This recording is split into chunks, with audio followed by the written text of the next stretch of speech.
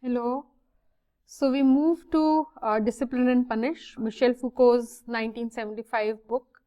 And what I'm going to try and do today is walk with you through the sections that he has in the book. He has 4 sections: torture, punishment, discipline, and prison. I mean, I know they sound kind of very grotesque, and some of the descriptions also are.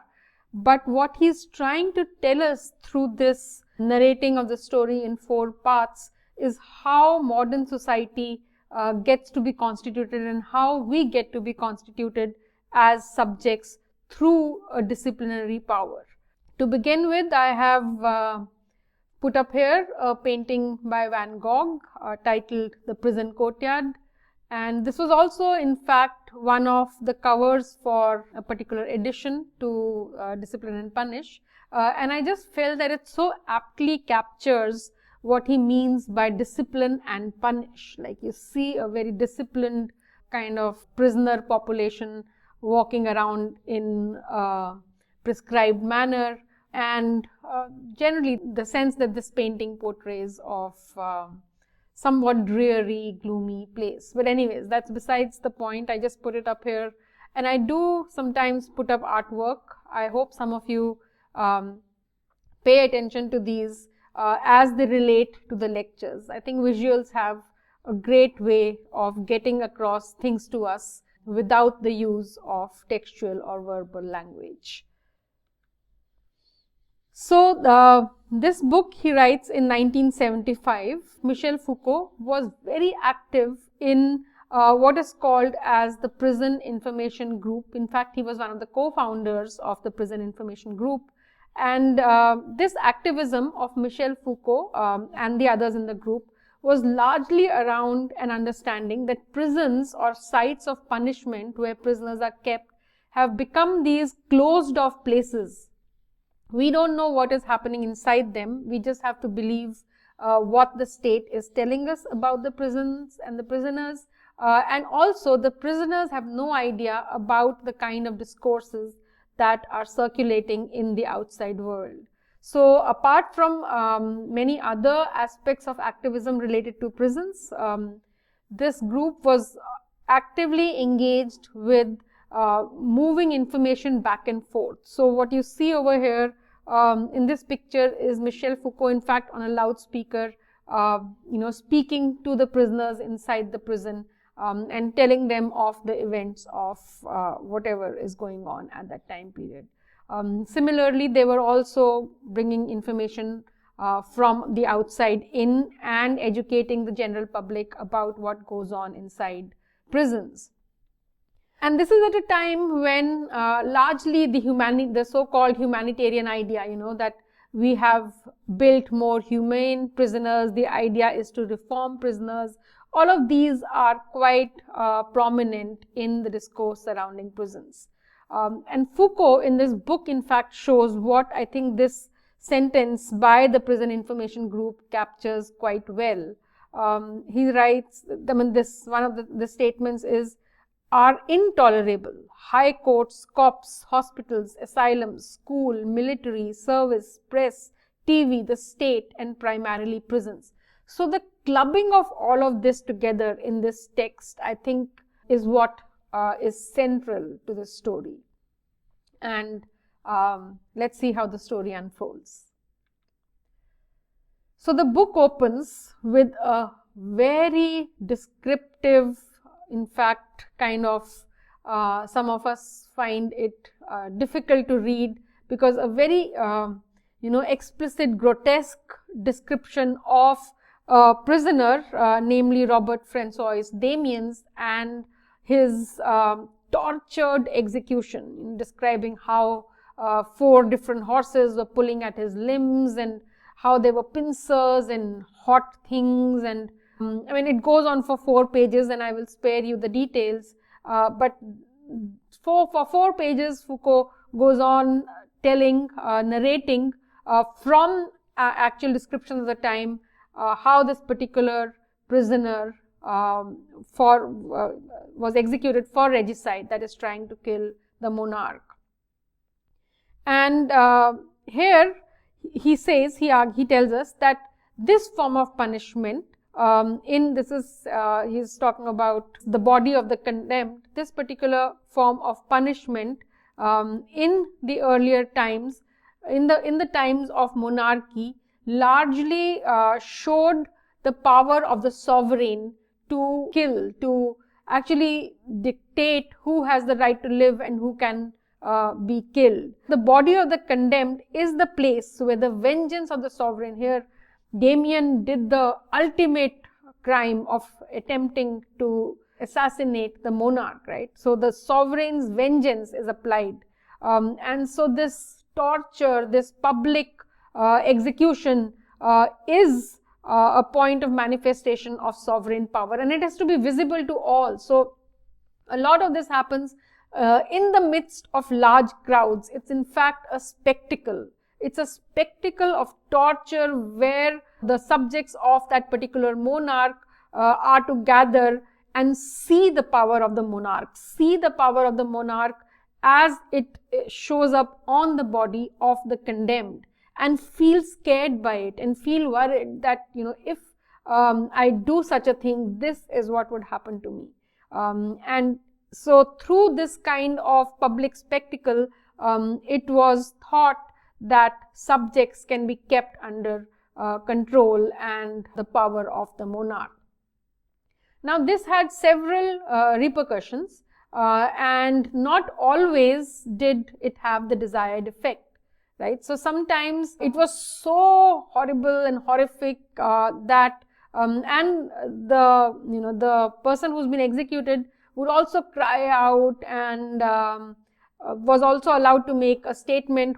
The hope was that it would be an apology, begging for forgiveness, but sometimes these could be speeches that incited populations. So many a times these public executions would break out into revolts and could actually turn the other way around. So it was not a very efficient form of punishment. He doesn't describe all of that in the first bit.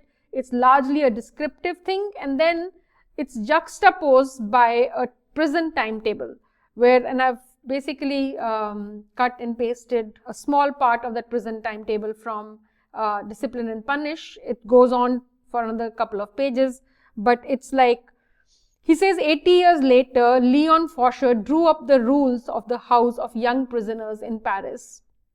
And it says, Article 70 prisoners' day will begin at 6 in the morning. In winter, 5 in the summer, they will work for 9 hours. 2 hours will be devoted to instruction, work, and the day will end at 9 in the winter, 8 in the summer. What time you rise, when prayers are to be conducted, how prayers are to be conducted, when and where they will work, and that they must wash their hands and face. So a very detailed, manipulation or dictation of how the prisoner's life will be conducted. The conduct of conduct. Remember that sentence, the phrase that we used in our previous lecture.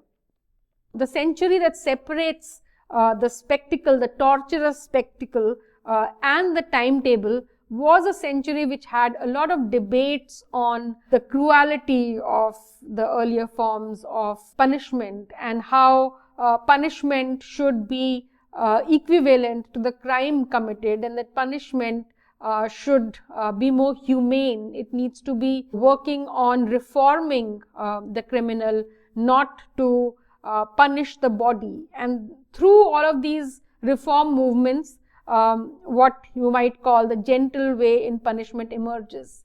But this is where Foucault cautions us. He says, even though we think that it's a gentle way in punishment, that it is somehow more humane, wait till I tell you the whole story and you will see that it is just a shift in the mode of the way power operates between that and this. It is not necessarily a humane way of punishment, just that the focus has shifted from the body, from torturing the body, to disciplining the body, to reforming or in some ways controlling the soul of the person, the subjecthood of the person. He writes, the reformers dreamed of what was in fact a systematic alteration of the economy of punishment. no longer the terror of the public scaffold, but a more subtle distribution of punishments. Punishment had shifted its point of application, and its effect was to act in the depth on the heart, the thoughts, the wills, the inclinations. So what do these routines do? They form habits. What do these habits do? They form ways of thinking, right? So the will is changed, the intentionality changes, people's thoughts are becoming the subject of power. How you think, what you think, when you think, how you feel, what you do, when you do. These are what is now being controlled as opposed to the torture of the body of the condemned. The gentleness of punishment, no longer severing limbs and burning flesh, does not signify a diminution of power, rather its intensification and generalization. So here power in fact moves out of that spectacle, and in fact it becomes capillary, it becomes more generalized, and it pervades across institutions. This is what he is trying to tell us. I've also put up some plates from the book, and obviously as you see there are quotes from the book.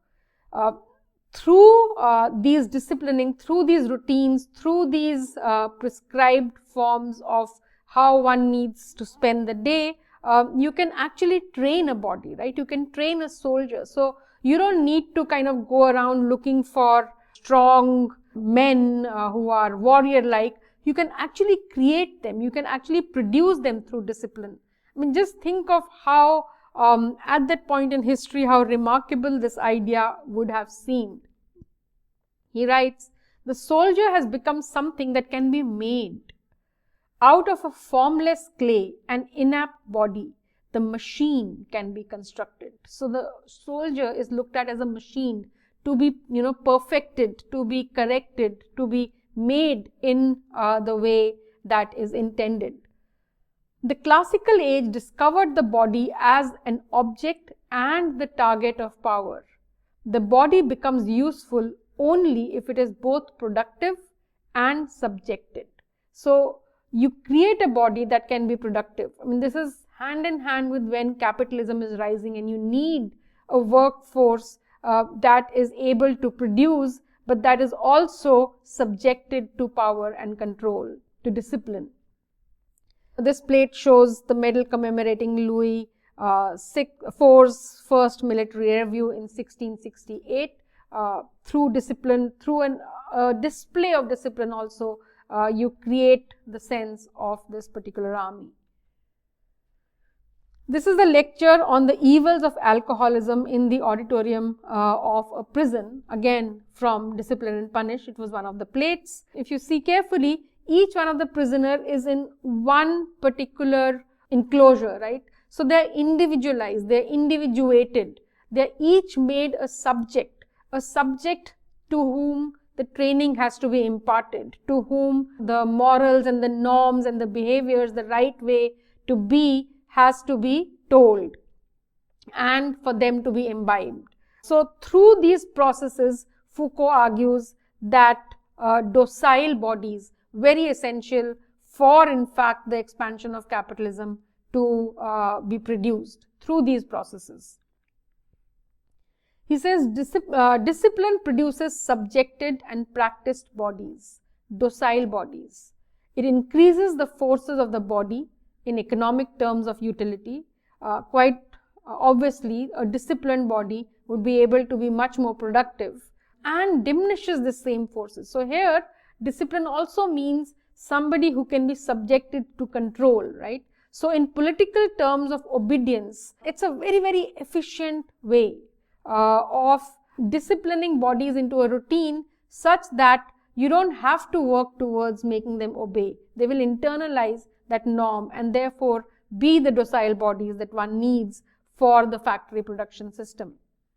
This too is a plate in the text, and I think it's titled Orthopedics, or the Art of Preventing and Correcting Deformities of the Bodies of Children. I think it's a very apt description of what is being tried in these various ways of disciplining bodies. of correcting what is not fitting into the norm, of through an orthopedic gesture, eliminating deformities, making everyone conform to the prescription or the prescribed norm, and through that process, production of docile bodies. And the production of docile bodies is also through this, his chapter is titled The Means of Correct Training. Now, all of you will remember, I don't know if actually your generation had that, but we had to study cursive writing, and there were these 4 lined notebooks where, you know, the letter could go up and then some letters could go down, and there was a certain way in which one had to do it. And through that, through postures, how you sit, how you write, particular subjectivity is formed, right? So the means of correct training is very important in the process of subject formation in the way Foucault is looking at it. And it pervades from the day one is born. It is there in terms of how one, what is the norm that one needs to fit into. And there are several techniques that enable this means of correct training through created hierarchies, through ranks in institutions, you know, through the examination system. Some are considered to be top performers, others are considered to be failures. The examination system produces failures, right? It produces those who are outside the norm. There is the notion of the average that emerges. Through monitoring, in this image you see the monitor actually going around and seeing if people are doing what they are supposed to do in the right manner. And then you have the groups of students quite neatly lined up to look at the ranks in terms of how they have performed. So the examination, what does it do? The examination combines the techniques of an observing hierarchy and those of normalizing judgment. So we also normalize within ourselves that yes, this is the way to be, this is the norm, this is how it is, right? And then at some point, the norm, which is socially constructed, starts to assume the status of something that might appear as natural to us. Then he writes again, the perpetual penalty that traverses all points and supervises every instant in the disciplinary institutions compares. So how does it normalize? By compares, differentiates, hierarchizes, homogenizes, excludes. That who doesn't fit in has to be excluded, or that who is deviant has to be corrected. There is a hierarchy that gets created. This student is a good one and can get into this college. That student is not a good one and needs to be trained further. It differentiates, it compares. So these are the techniques, these are the tools through which power is operating in order to create subjects in a particular way, and subjects that are docile in body and in spirit.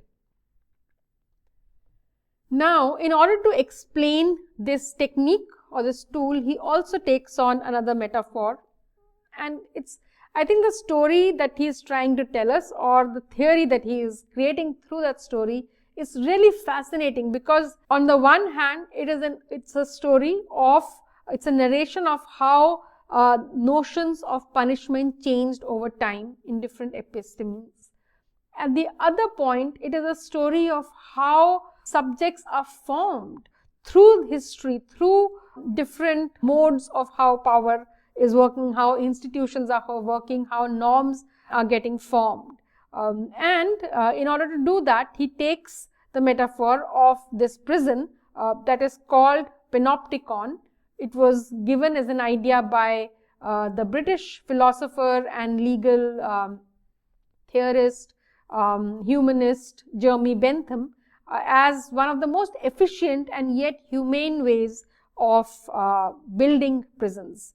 There is a sketch that I have up here by their architect Wylie Revellery, which was drawn on Bentham's behest, and Bentham advocated the state for actually building this prison, and it was also built eventually.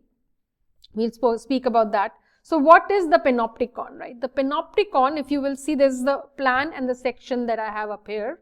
In the plan, which is the top view, you see a series of prison cells, right? Each one of those red markings is a prison cell. And in each prison cell, the prisoner there is only one single prisoner.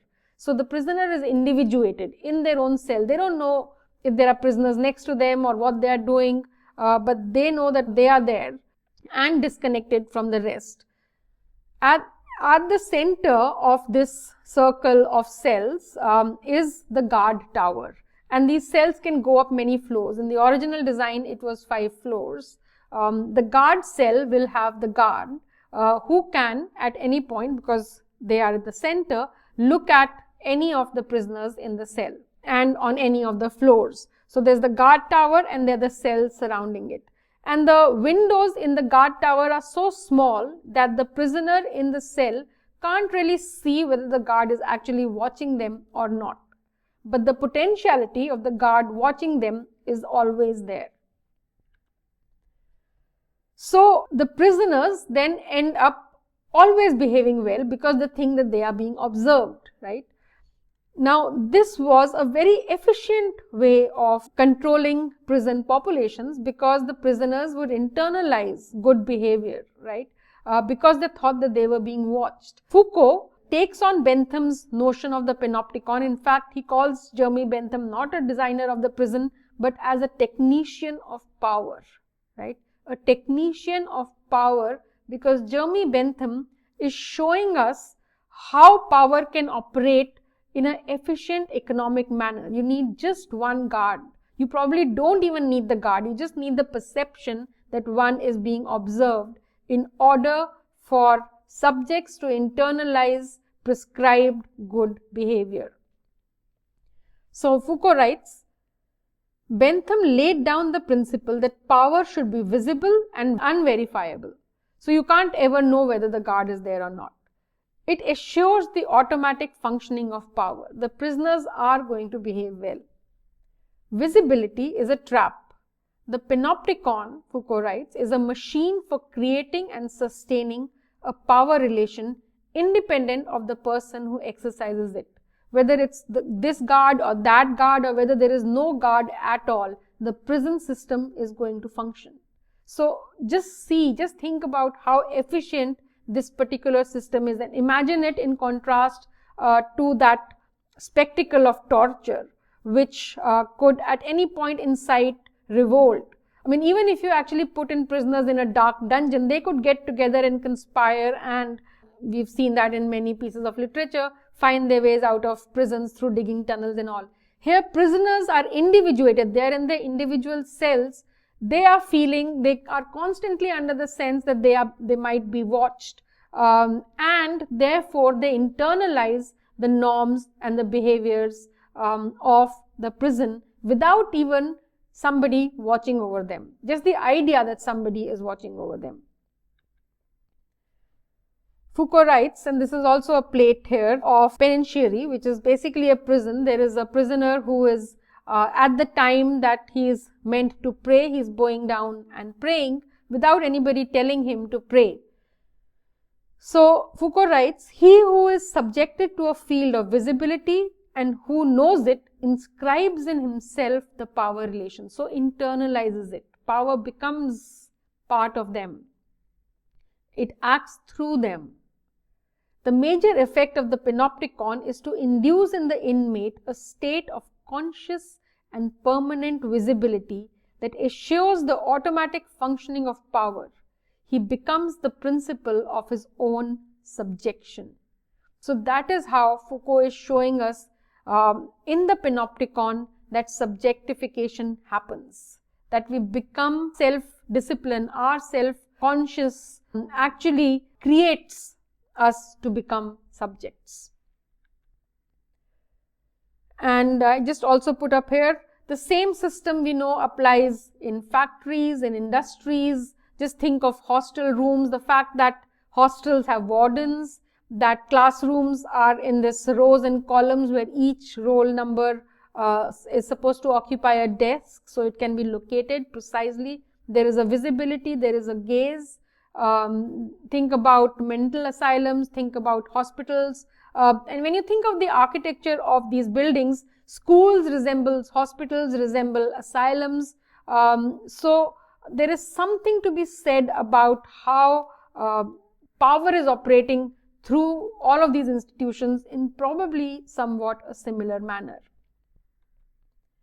This is a postcard showing the interior of a prison in the United States, in Illinois, in fact, called Statesville, which was built on the principle of the panopticon. So it is not just that the panopticon remained an idea. There was a panopticon built, we know, in England. There was panopticons built in the United States and elsewhere. But what Foucault, towards the end of the book, is trying to get us to understand is that this carceral system is not limited to the prison itself. It is the same form of power that pervades in society in general, when there are established norms and established practices and a set of morals that is considered appropriate. There is this feeling that we are being watched, and therefore we internalize those norms and we behave accordingly. The carceral network is composed of a whole series of institutions, he writes, from the smallest coercions of daily life. Get up in the morning and do your homework. You need to reach in school in time for the school bell. You need to follow a particular routine. You need to get to the factory. It works from 9 to 5, and this is where you need to be situated in the classroom. This is your location, this is your roll number, and that is how you are in the hierarchy of rankings based on the examination system. So all of these small coercions of daily life to the most rigorous punishments in the prison. There is a connection here that he's trying to show us. And this, he says, is the birth of modern society. And here also this is a plate of the bedtime routine at a reformatory, where you see here again the girls, this is prayer time, and then each one will occupy their assigned hammocks or their assigned beds.